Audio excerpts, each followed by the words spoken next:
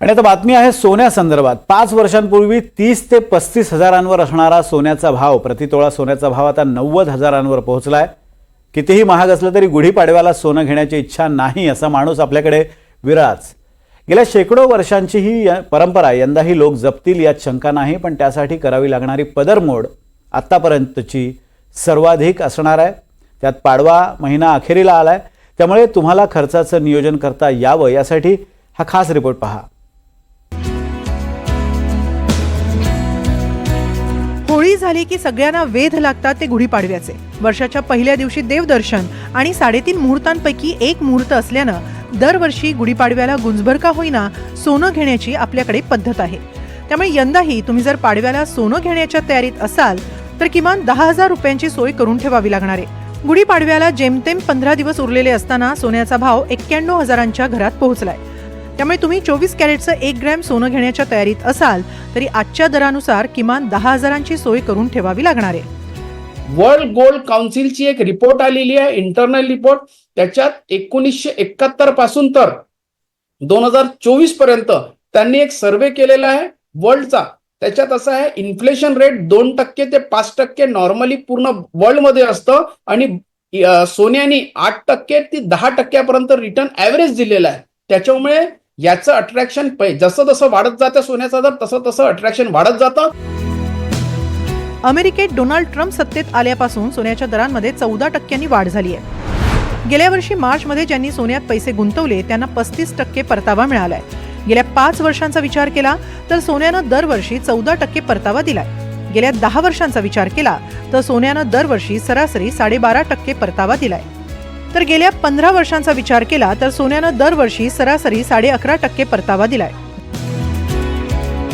गेल्या वर्षीच्या शेअर बाजारात झालेल्या पडझडीच्या काळात अनेकांच्या पोर्टफोलिओचं खूप मोठं नुकसान झालं, पण ज्यांच्या पोर्टफोलिओत सोनं किंवा गोल्ड ETF होते त्यांना पडझडीची झळ इतरांच्या मानाने कमी बसली। सोन्याचा भाव नजीकच्या काही दिवसांत आणखी वाढण्याची शक्यता आहे। बघा, आता तर सध्याची परिस्थिती बघता तर ट्रेंड त्याचा वरचाच वाटतोय। शॉर्ट टर्म साठी पण आणि मीडियम टर्म साठी पण वरतीच वाटतंय। पण आता ह्याच्यामध्ये कसं आहे, जे गुंतवणूकदार असतात त्याच्यामध्ये काही प्रकार असतात। काही खूप छोट्या टाइमासाठी ट्रेड करणारे असतात, काही थोडंसं मीडियम टर्म घेऊन होल्ड करणारे असतात। सो जर मला असं वाटतं की जर ज्यांनी खूप आधीपासून बाय जर केलं असेल तर त्यांनी त्यांचे थोडेफार एक 25-30% प्रॉफिट बुकिंग करू शकतात इकडे, आणि राहिलेली पोझिशन ते ओपन ठेवू शकतात बाय साईड मध्ये।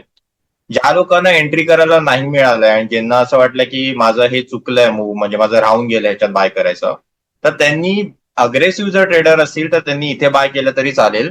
जर ते थोडेसे कन्झर्वेटिव्ह ट्रेडर असतील तर इथून एक 1,500 रुपये खाली आता भाव 88,000 आहे, तर मला वाटतं एक अराउंड 8600-600 पर्यंत ते लोक एक नवीन एंट्री बाय करू शकतात गोल्डमध्ये, आणि त्याचा स्टॉप लॉस एक 85,300चा लावून ते लोक एक पोझिशन होल्ड करू शकतात। सोन्याचे दागिने देशात खरेदी न करता आखाती देशातून, विशेषतः दुबईतून घेऊन येण्याचा प्रयत्नही अनेकदा केला जातो।